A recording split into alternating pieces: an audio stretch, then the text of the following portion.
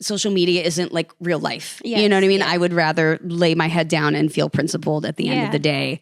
And the more honest you are about your stances, you're going to attract people who get it. You're not going to have wishy-washy people. Right. You're not going to have wishy-washy people. But I also, I also am like, let's have conversations. Let's talk. Let's, not make 15-second videos, but let's actually like figure some shit out, Totally. And I think we will start getting back to that. I feel like there's going to be this weird backlash against social media and AI.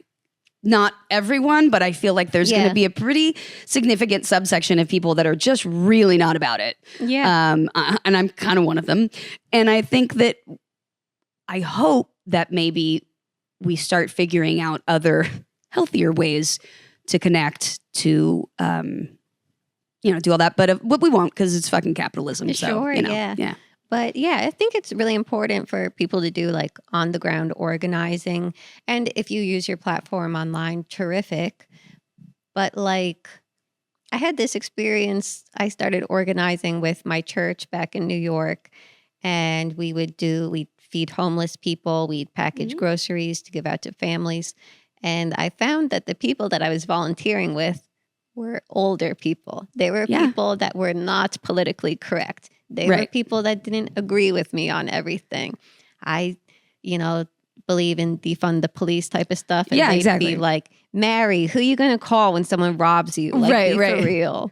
And like, I feel like that experience is so important because especially like young people who are just online all the time. All their activism is online. Yeah.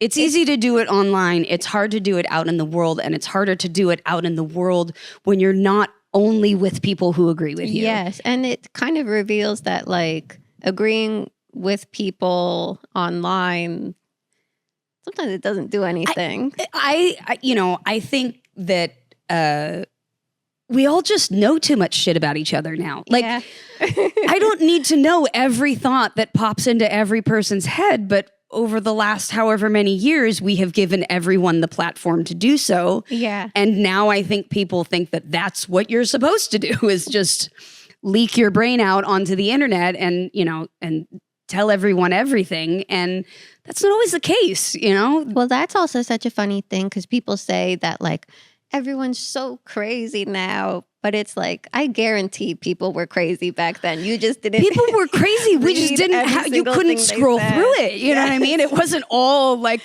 in one place. I guarantee they were as crazy, if not more. For sure. And we also know that probably a good portion of the stuff on the internet is not that crazy, but nobody sees the, 94% of shit that's not getting attention on an algorithm. So, we're very much beholden to what people, what companies, what capitalism wants us to see. But I think to your point, going and volunteering and working with other people who maybe fall very differently on the political spectrum, but you're still there being of service. Yeah. You're still there. You both agree that people need help. That you have you can share goals with people who don't agree with you. Whereas like Twitter and TikTok, it's very like, you're a progressive, I'm a leftist, we're enemies. Right, we're right. Well, the left always does that. It's nice to see the right sort of eating themselves alive for once, because usually they don't do that. It's always us. Yeah,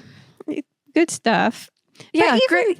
Great entertainment. The Fall of the Empire. It's fantastic. When I see people arguing about that stuff, I just switch away because it's like, this doesn't really do anything. I just stopped. Yeah, I stopped responding. And I think, now that we saw that most of these, Patriot whatever accounts were all like overseas, like Pakistan and North Africa, had nothing to do with our politics. Like, I think, a while ago I realized like arguing with people on the internet is not productive.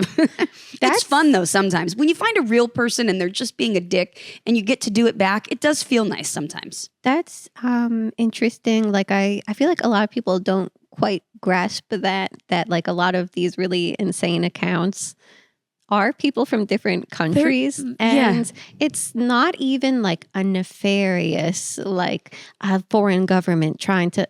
It's social media sites pay you when you get engagement. So these people are smart. They make these fake accounts and say crazy stuff and say this is going to rile up Americans. Yeah. And they get, I don't know, $12. Should we switch careers then? Is that what you're saying? We would make more. Yes, we should become crazy people online and move overseas for cheaper rent. You know what? I would like to move overseas anyway. So no. No, I refuse to give up. I don't want to leave this, abandon us. I know. It's fun to fantasize about leaving.